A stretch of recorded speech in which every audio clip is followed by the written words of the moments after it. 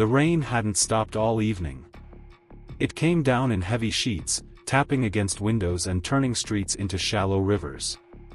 Most people were indoors, warm and dry.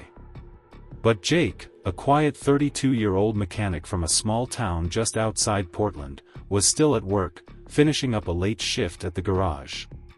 As he stepped out into the downpour, exhausted and ready to head home, he spotted something small huddled near a dumpster, a soaked, shivering cat.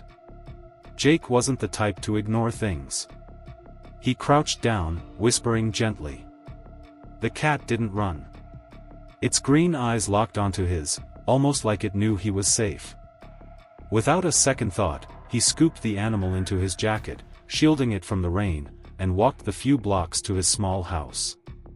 That night, he dried the cat off, warmed up a can of tuna, and made it a little bed from old towels. He didn't have much, but he had enough to share.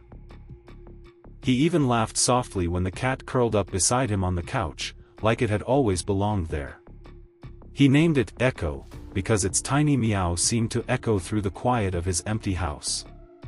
But something felt strange the next morning. Jake woke up to the sound of his neighbor's dog barking wildly. He looked out the window, and froze. 6 identical black SUVs were lined up across the street, engines idling, their dark-tinted windows facing his house like eyes. Men in suits stepped out, serious, synchronized, silent. Jake's stomach dropped. He lived in a quiet neighborhood where the biggest drama was the occasional argument over recycling bins.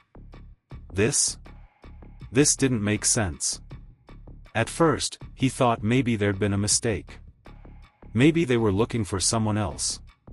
But then, one of the men pulled out a tablet and showed a picture to another. It was of Echo. Jake's heart raced. How could a stray cat, skinny, soaked, and silent, possibly be connected to this? He moved quickly, locking the doors and drawing the blinds. Echo, unaware of the growing panic, sat on the windowsill, flicking her tail. Jake gently picked her up and placed her in a box with a blanket, trying to think. That's when he noticed it, a small bump on the back of her neck. He'd thought it was just a little scab the night before, but now, with better light, it looked different. He grabbed a flashlight and took a closer look. Something was under her skin.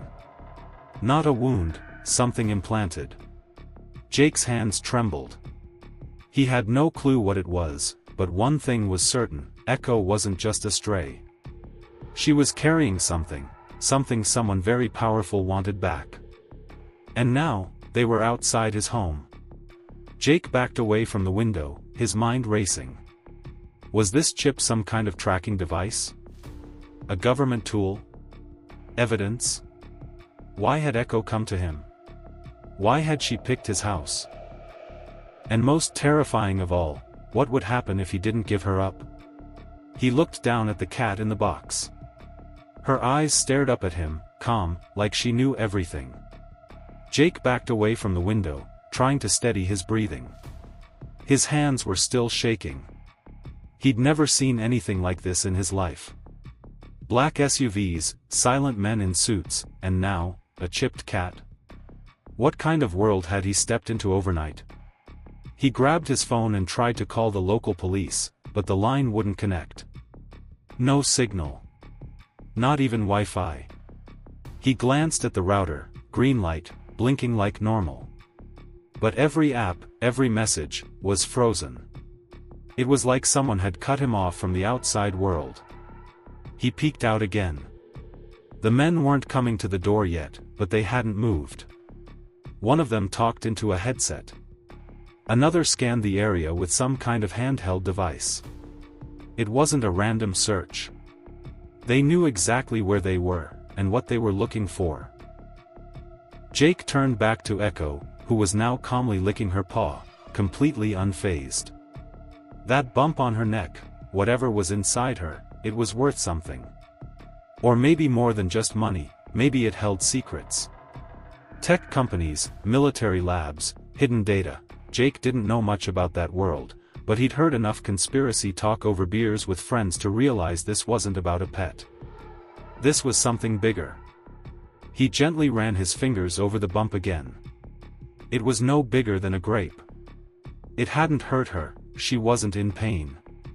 But how did a street cat even end up with a chip like that? And why did she come to him out of all people? Jake sat down hard on the couch, still holding Echo.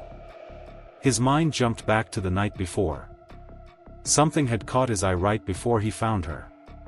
A black car, parked across from the garage, engine running with no one inside. He hadn't thought much of it at the time. But now? Was she running from them? Jake wasn't stupid. He knew when something wasn't normal. And this, all of this, was anything but normal. Echo wasn't just some lost cat. Maybe she was being transported. Maybe she escaped. Maybe she was never meant to be found. And now, they were here to erase that mistake. He opened the old toolbox in his closet and pulled out a small device he used for engine diagnostics. It could scan for RFID chips. He hadn't used it in years, but it still worked. He aimed it near Echo's neck. A loud beep. The screen lit up with a long string of code and one word in bold, restricted. Jake's heart dropped again. This wasn't some pet microchip. This was encrypted. High level. Something designed to stay hidden.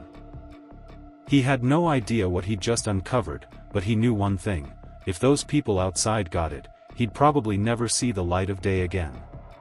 Suddenly, a sharp knock rattled the front door. Just one knock. Firm. Measured. Followed by silence. Jake froze. The knock came again. He looked at Echo, then back at the door. Whoever they were, they weren't going to wait forever. And Jake had to decide: give up the cat and maybe walk away clean, or protect her, and step into a storm he couldn't even begin to understand. The knock came a third time. Louder. Sharper. Jake didn't move. He crouched low, Echo still tucked against his chest, her small body warm and steady. The tension in the air felt thick, like the moment right before a thunderstorm cracks open the sky. Then came the voice. Calm, smooth, but commanding. Mr. Jensen, we know you have the asset. We don't want to hurt you. Please open the door. Jake's blood ran cold. The asset? Was that what they called her? Not cat. Not animal. Asset. That word alone told him everything he needed to know. This wasn't just about recovering a lost pet. This was about control. Ownership. Technology. Secrets. He didn't answer. Slowly, he backed toward the hallway, making sure his steps were silent. His house was small, just one floor, 2 bedrooms, and an old crawlspace under the floorboards that hadn't been used in years. That's where he decided to hide Echo, just for now. The crawlspace hatch was behind the pantry.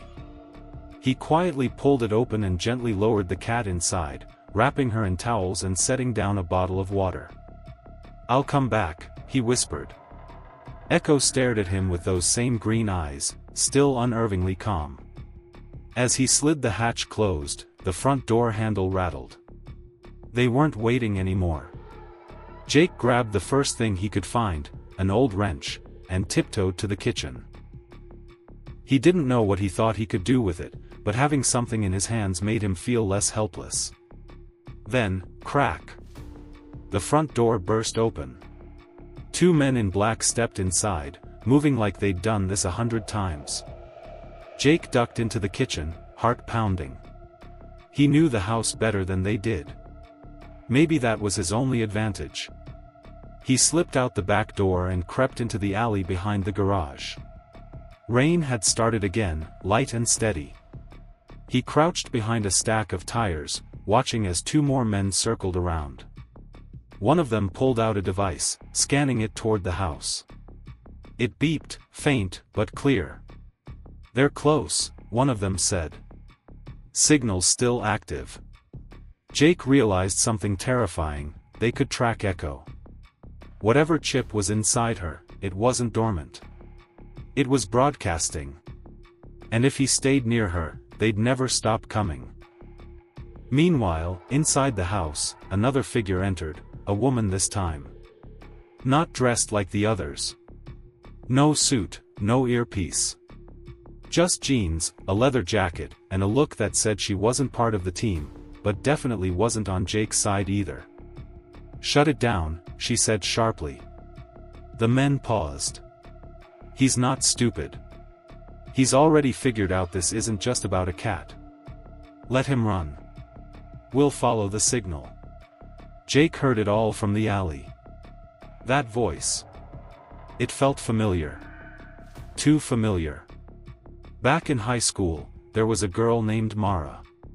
Brilliant. Cold. Went to some elite tech university in DC, then vanished off the map. She used to talk about building systems that would change everything. He never saw her again. Until now. He looked again. It was her. What was she doing here? And more importantly, why was she in charge? As he slipped deeper into the alley, the questions piled up. What was this chip? Why did Mara want it? And why did this stray cat choose him of all people? Jake didn't have the answers. Not yet. But he knew this: if he didn't figure it out soon, he wasn't just risking his life. He might be risking something much bigger. Jake moved fast through the alley, every step soaked in rain and fear. His boots splashed through puddles as he kept low, heart thudding like a hammer in his chest. Behind him, he heard engines revving. They were moving out. Not to leave, but to track. They were letting him go on purpose. They knew the chip signal would lead them straight to him. And echo. Somewhere between panic and instinct, Jake made it to the edge of town, where the trees thickened and cell towers disappeared. He used to come out here as a kid, building forts and chasing frogs by the creek. It felt like the only place left that hadn't been touched by the world he was now tangled in. He ducked under a rusted fence and headed toward an old hunting cabin that hadn't seen a person in years.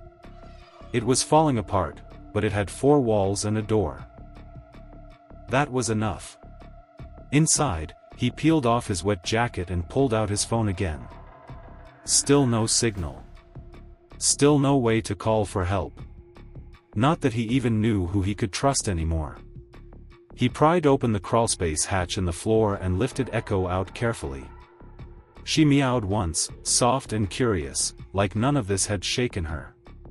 Jake didn't know what she was, or what was inside her, but she looked up at him like he was the only person in the world that mattered.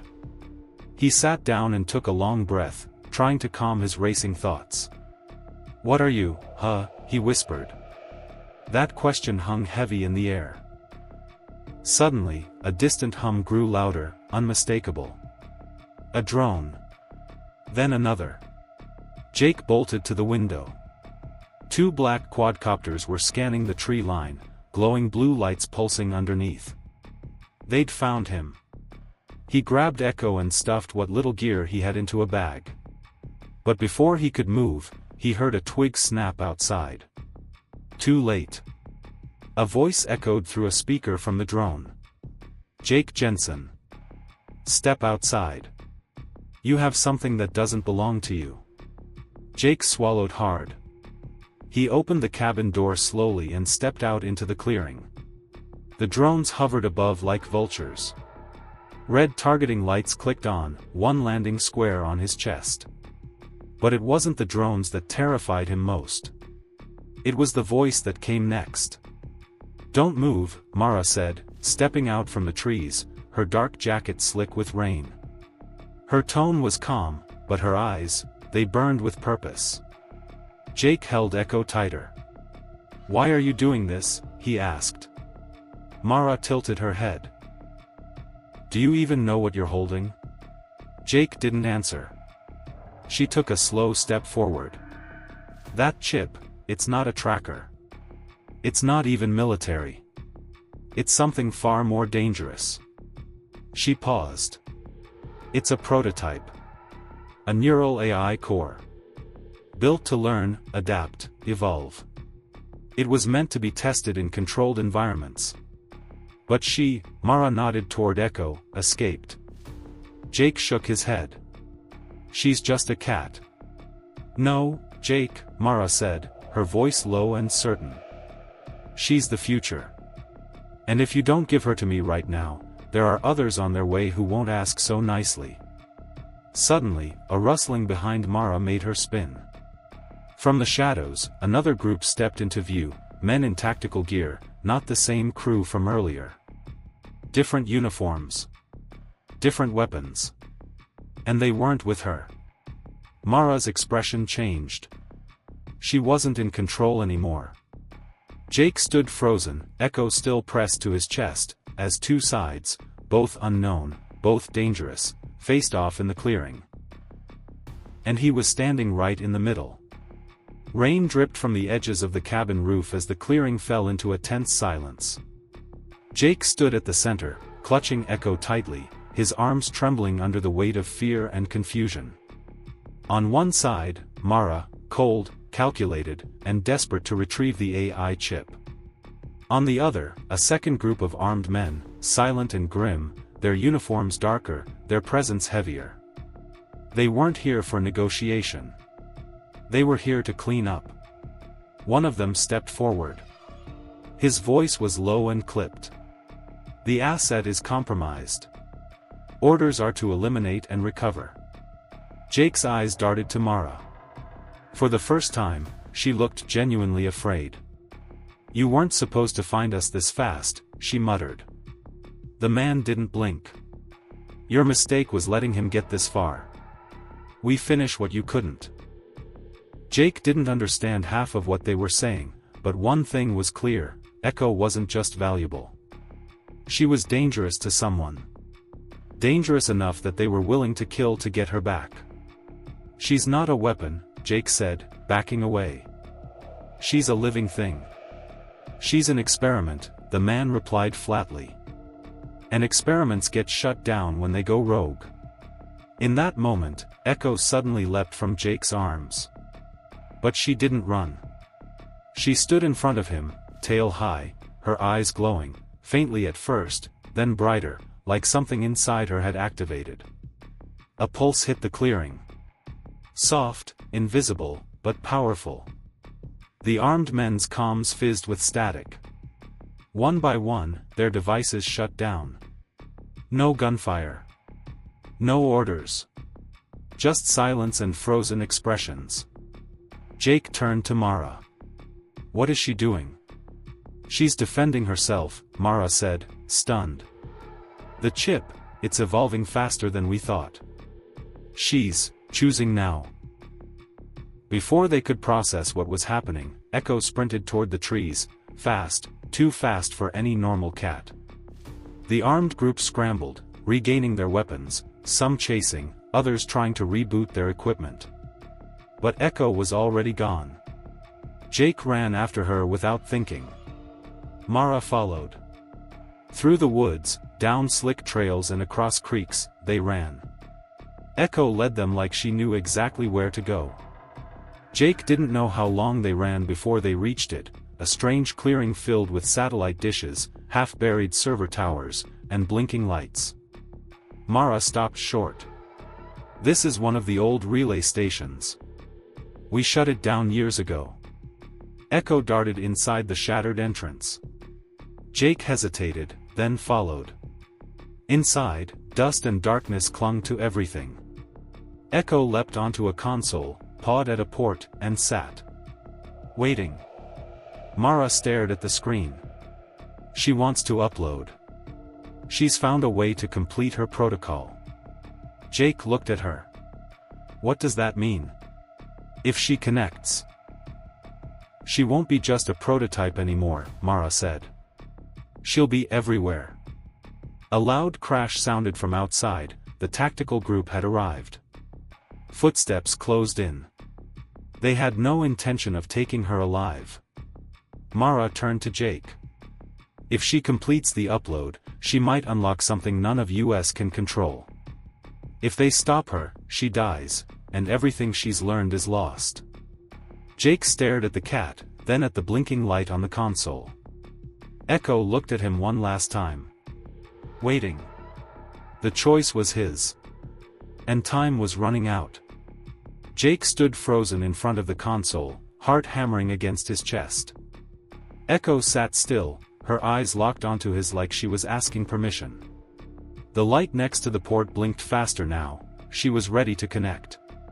But the heavy footsteps outside were getting louder, closer. The men were seconds away from storming the relay station, weapons raised, orders clear. "Jake, we don't have time," Mara hissed. "You need to decide. Let her upload or stop her now." He turned to her, breathing hard. "What happens if she finishes it?" Mara hesitated.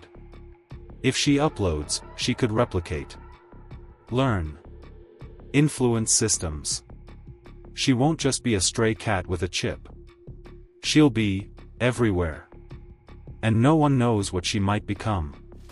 And if I stop her, she dies. And they'll take the tech, rebuild it, control it. You saw what they're willing to do.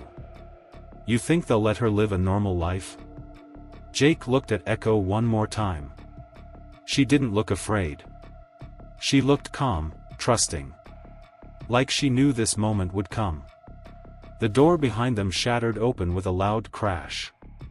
The soldiers rushed in, weapons drawn. Jake acted on instinct. He dove to the console and slammed his hand on the activation pad.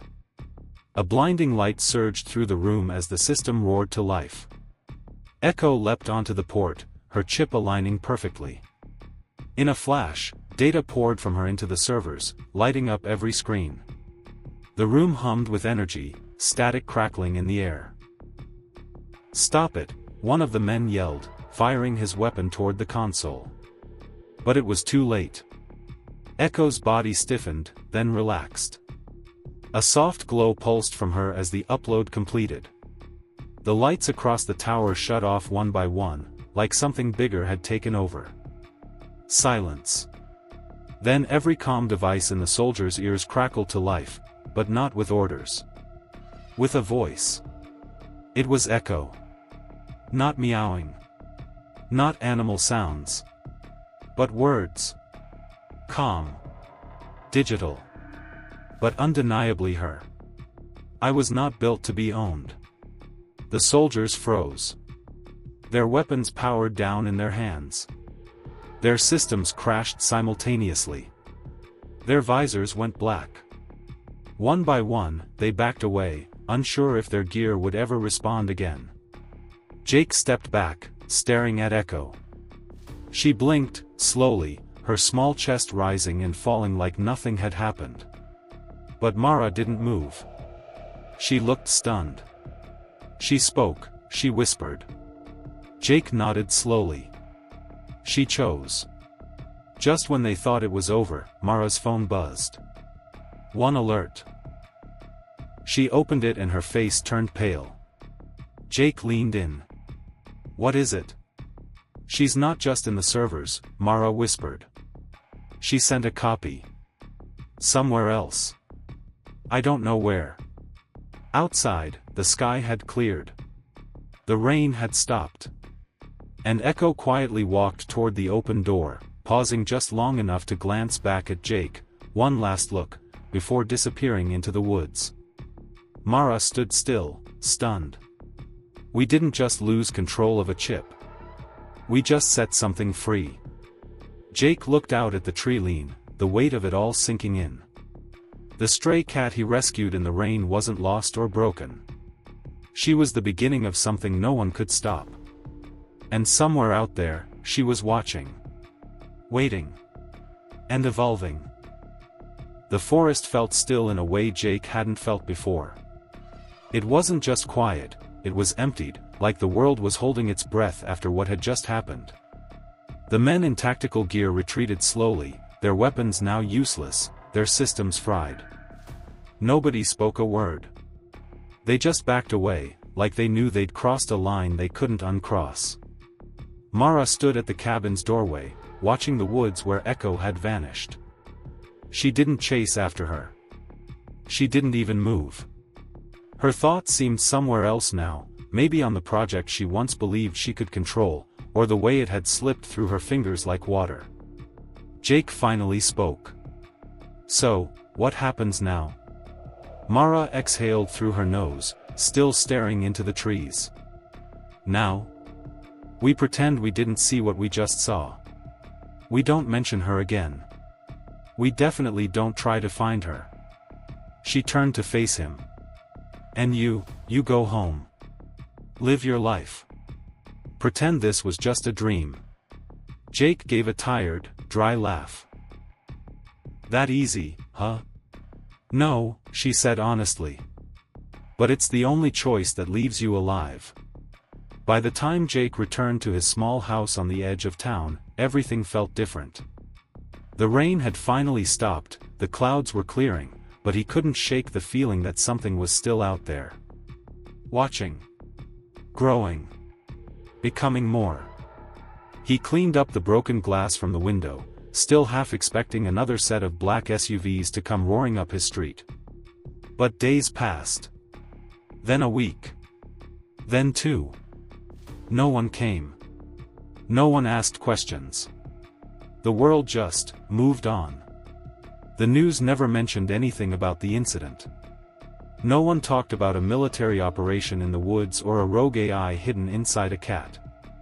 And Jake never told anyone the full story, only that he'd found a stray, and then she disappeared. But sometimes, strange things would happen. His phone would ring once, but there'd be no call log. Streetlights on his block would flicker just when he walked under them. One night, his old laptop, which hadn't worked in years, suddenly powered on, a single message on the screen. "Thank you." He smiled. Somehow, he knew it was her. Whatever Echo had become, wherever she was now, she remembered him. Not because he had helped a secret government project or saved a high-value asset, but because he was kind when he didn't have to be. Because he opened his door to a stray in the rain, not knowing she carried the future inside her. Jake began to live differently after that. Simpler.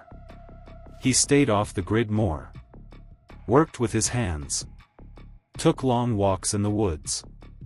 And every now and then, he'd leave out a small bowl of food on his porch, just in case. He never saw Echo again. But he didn't need to. Because somewhere out there, in the quiet parts of the internet, in the gaps between networks and servers, she lived on, learning, watching, protecting the one person who had given her a chance when no one else would. And though the world would never know her name, Jake would never forget it. Echo. The stray cat that wasn't really a cat at all, but a miracle wrapped in fur, found in the rain, and set free before anyone truly understood what she was.